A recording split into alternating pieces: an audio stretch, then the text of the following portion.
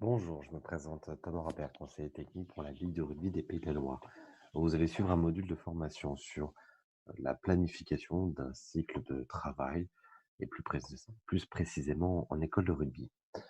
Vous avez ici donc l'interface et donc le parcours de formation que vous allez vivre qui se finalisera par un quiz sur la plateforme Rugby Formation. Tout d'abord, donc la formation à distance, elle dure 30 minutes. L'objectif est de vous sensibiliser, voilà, sur des outils, heu, proposés par la Fédération française de rugby qui sont des outils de grande qualité avec des supports vidéo et ces outils-là, cette planification qui vous est proposée, l'idée c'est de la redétailler et de l'adapter par rapport au collectif que vous pouvez entraîner.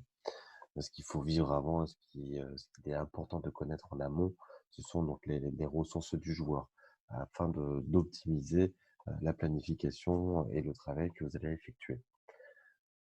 Vous aurez donc, sur les activités à réaliser, à prendre connaissance des différentes diapositives, des plans de formation de la Fédération française de rugby et pour finir sur un quiz. Donc, je me répète, mais, l'objectif, voilà, c'est d'abord, dans un premier temps, prendre connaissance heu, du plan de formation sur les différentes catégories de l'école de rugby et derrière de détailler, les planifications qui vous sont proposées, afin de les adapter et d'optimiser le temps que vous pouvez avoir avec vos jeunes. Alors la première question qui peut nous venir, c'est pourquoi planifier un cycle? Et quel est l'intérêt d'un cycle de travail? Il faut savoir quoi, les piliers de l'apprentissage, ce sont les suivants. Les éléments incontournables pour créer de l'acquisition, mettre des ancrages forts et donner des ancrages forts, à votre jeune et donc, qu'il y ait progression. Un des premiers piliers, c'est d'être acteur de sa formation. D'une part avoir envie et d'être actif. Si, un jeune n'a pas envie de venir à l'entraînement, qu'il est contraint et forcé, il est certain qu'il n'y aura pas ou peu d'apprentissage. C'est de recevoir des retours. Donc, à vous d'effectuer, voilà, des retours à ce jour-là, des retours, généralement positifs sur des actions qu'il peut mener. Un élément que là j'ai indiqué en gras, la répétition. Il faut répéter des situations, afin de les assimiler et les ancrer en soi. Et aussi et tout ça, si ces différents éléments, si ces piliers-là de l'apprentissage sont bien menés, cela engendrera certainement du plaisir chez le joueur. Les étapes de la planification, pour ne pas oublier. Tout d'abord, identifier le potentiel, les niveaux de vos joueurs et vos joueuses. Sans cela, on peut se fourvoyer et avoir des exigences démesurées ou au contraire, pas assez, importantes pour le collectif entraîné. C'est d'identifier aussi les moyens. J'ai un entraînement semaine, 2 entraînements semaine, quel espace j'ai pour m'entraîner et cetera. Et de classer après les attendus, alors des attendus, des comportements attendus, hein, qui sont adaptés et réalisables. Hem, Afin, voilà, d'une part, de ne pas frustrer le joueur sur, sa capacité à réaliser ou ne pas réaliser certaines tâches ou à parvenir aux souhaits de l'entraîneur. Mais bien sûr aussi, c'est de classer ces attendus de manière chronologique.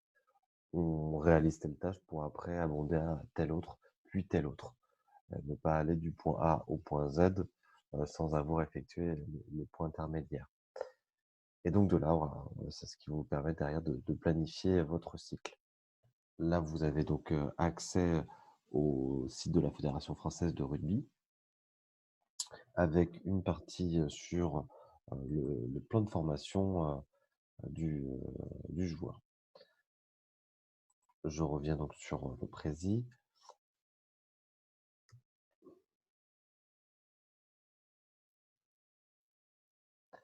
Vous avez donc là, ici, heu, un travail qui a été réalisé par un stagiaire en formation sur le brevet fédéral optimisation. Ce travail-là, il a été établi sur, plusieurs éléments. C'était d'abord de lister des comportements les comportements attendus, sur la thématique, le ruck offensif et de ces, thématiques-là, de pouvoir avoir une analyse un petit peu généraliste, du pourcentage de réussite sur son collectif, afin d'avoir une visibilité, une cartographie de l'ensemble de son groupe et derrière, de ce pourcentage, qu'il soit poursuivi par, heu, une analyse un peu plus poussée de pourquoi ces 30 sur rester debout si un soutien est lent. Voilà, c'est détaillé cette analyse-là, pourquoi il y a eu ces 30 et cetera. Suite à cette analyse-là, ben, ça nous permet de prioriser les, thématiques à travailler. Là, à la lecture de ce document-là, on pourrait voir qu'il y a une grosse problématique sur les soutiens offensifs, sur la réactivité des soutiens et cetera. Au contraire, des éléments très positifs sur, la position du corps, avec un dos droit, avec une tête relevée et cetera.